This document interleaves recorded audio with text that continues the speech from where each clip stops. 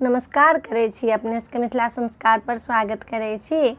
एकटा कथा सुनऽ के जितिया के गीत दै छी से सुनबै।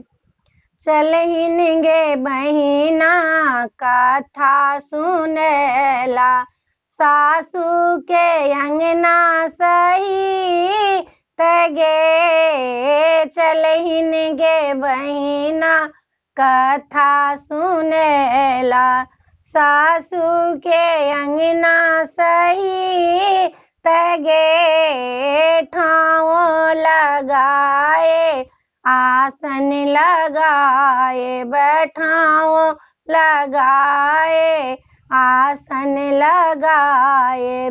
सासू जे कहथिन कथा गे, आसन लगाए जितवाहन बैसाए। आसन लगाए जितवाहन बैसाए।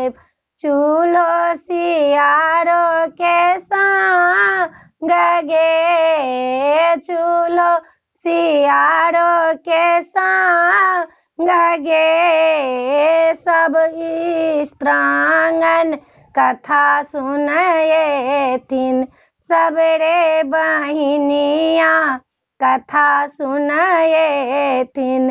डाढ़ाओ फल फूल हाथ गे, डाढ़ाओ फल फूल हाथ गे।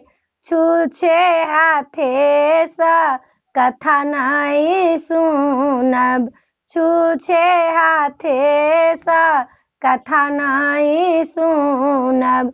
फूलो अंकुरी के साथ गे, फूलो अंकुरी के साथ गे।